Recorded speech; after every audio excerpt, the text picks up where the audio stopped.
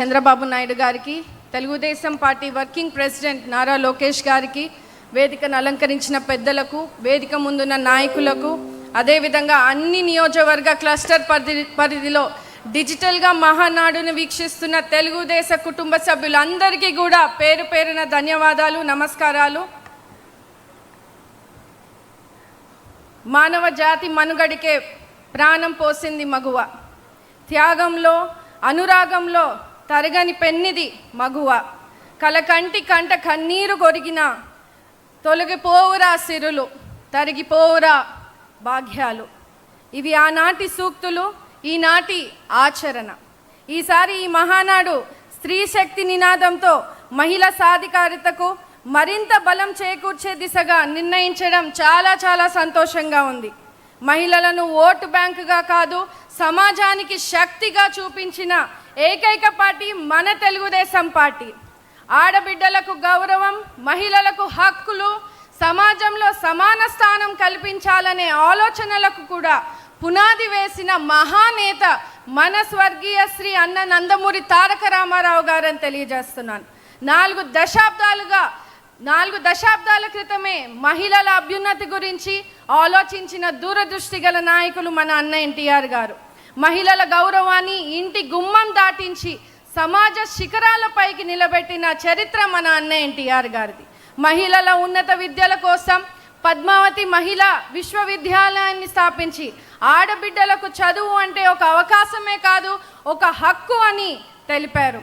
1986లో ఆడబిడ్డలకు ఆస్తిలో సమాన హక్కును ఇచ్చి అమ్మాయి అంటే భారం కాదు, వారసత్వం అని నిరూపించినటువంటి వ్యక్తి. మహిళలకు ఆస్తిపై హక్కు అంటే కేవలం ఆస్తి కాదు, అది ఆమె గౌరవం, భద్రత, భవిష్యత్తుకు భరోసా.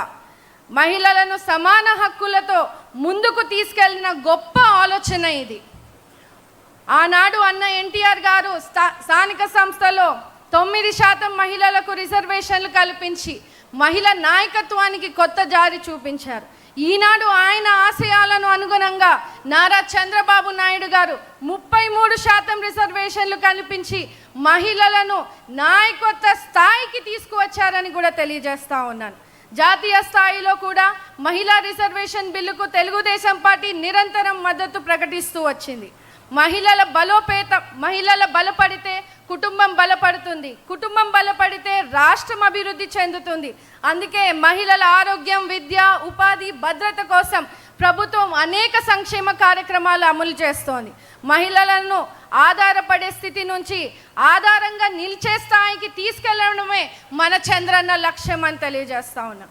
ఆనాడు డ్వాక్రా సంఘాలు తీసుకొచ్చి ఈరోజు రాష్ట్ర వ్యాప్తంగా కూడా మహిళలు స్వయం సహాయక సంఘాలను ప్రోత్సహిస్తూ 12 లక్షల స్వయం సహాయక సంఘాలు, 1 కోటి మంది సభ్యులు, 20,000 కోట్ల రూపాయలతో పొదుపు, 35,000 కోట్ల రూపాయలతో బ్యాంకు రుణాలు, ఒక్కో సంఘానికి 20 లక్షల మేరకు అర్హత. ఒకవైపు చిన్న సంఘాల నుంచి రుణాలైతే మరోవైపు సిఐఎఫ్, శ్రీనిధి, ఉన్నతి లాంటి పథకాల ద్వారా షూరిటీ లేని రుణాలు. దీనివల్ల గ్రామీణ ప్రాంతాల్లో స్వయం సంఘాల ద్వారా పొదుపు చేసి బ్యాంకు లావాదేవీలు నిర్వహిస్తూ ఆర్థికంగా, సామాజికంగా బలోపేతం అవ్వాలన్నదే ముఖ్యమంత్రి గారి ఆలోచన. ప్రతి మహిళ పారిశ్రామికవేత్తగా కావాలన్నదే ఆయన 2047 విజన్ అని తెలియజేస్తా ఉన్నారు. 1 ఫ్యామిలీ 1 ఆంటర్ప్రినర్ అనేది ఒక స్లోగన్ కాదు, ఇది మన అధినేత గారి లక్ష్య సాధన. ప్రతి కుటుంబంలోనూ ఒక మహిళా వ్యాపారిగా తీర్చిదిద్దే దిశగా కుటుంబం ఆదాయం ఒక వ్యక్తిపై ఆధారపడకుండా మహిళలను కూడా ఆర్థిక భాగస్వామిగా మార్చే విధానాన్ని ప్రభుత్వం అమలు చేస్తూ వస్తోంది.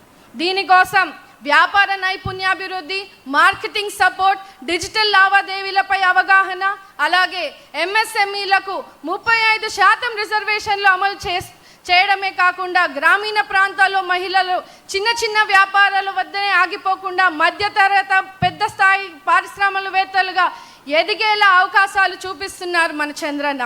Our CBN goal is to build modern global style of outlets for SHC products. మనందరికీ తెలుసు ఆడపడుచుల చేతికి లక్షల పెట్టుబడులు ఇచ్చింది మన చంద్రన్న అయితే ఆడపడుచుల చేతికి సంకెళ్ళు వేసింది జగన్మోహన్ రెడ్డి అని తెలియజేస్తున్నాను.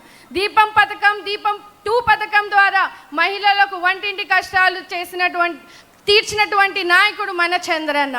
అమ్మఒడి అని చెప్పి ఒక బిడ్డకే పరిమితం చేసి అమ్మలకు కడుపు కోతను మిగిల్చింది జగన్ రెడ్డి అయితే తల్లికి వందనం పేరిట ఇంట్లో ఎంతమంది పిల్లలుంటే అంతమందికి డబ్బులు వేసి పిల్లలకు విద్యకు అండగా నిలుస్తుంది మన లోకేష్ అన్న. ఆనాడు జననీ సురక్ష పెట్టిన, తల్లి బిడ్డ ఎక్స్ప్రెస్ ఇచ్చిన, ఆడపిల్లలకు ఉచిత సైకిల్స్ ఇచ్చిన, పసుపు కుంకుమం కింద 10,000 రూపాయలు ఇచ్చిన, పెళ్లి కానుకలు ఇచ్చిన, షీ ఆటోస్, మహిళా కండక్టర్లు, డ్రైవర్లను నిర్మించిన, అదేవిధంగా మహిళా కమిషన్ను ఏర్పాటు చేసిన, ఆనాటి నుంచి ఈనాడు స్త్రీశక్తి పథకాలు పెట్టిన, మహిళ అంటే వ్యక్తి కాదు ఒక శక్తిగా భావించి ప్రోత్సహించినటువంటి నాయకుడు మన చంద్రన్న అని తెలియజేస్తూ ఇది ప్రపంచం మొత్తం అంగీకరించినటువంటి సత్యం అని కూడా ఈ సందర్భంగా తెలియజేస్తూ ముఖ్యమంత్రి గారి చంద్రబాబు నాయుడు గారి విజన్ 2047లో ప్రతి మహిళా పారిశ్రామికవేత్తగా కావడం తథ్యం తథ్యం తథ్యం అని తెలియజేస్తూ నవశకానికి నాంది పలికే తొలి మెట్టుగా ఈ మహానాడు 2026గా నిలబడుతోంది. శ్రీశక్తి అభివృద్ధి రాష్ట్ర ప్రగతికి పునాది అని ఈ మహానాడు స్పష్టం చేస్తోంది. ఈ తీర్మానాన్ని బలపరిచేందుకు నాకు ఇంతటి గొప్ప అవకాశాన్ని ఇచ్చినటువంటి చంద్రబాబు నాయుడు గారికి, మన అన్న లోకేష్ గారికి, పెద్దలకు, సింగనమల నియోజకవర్గ ప్రజలకు, మహిళా లోకానికి కూడా పాదాభివందనాలు చేస్తా ఉన్నాను. ధన్యవాదాలు.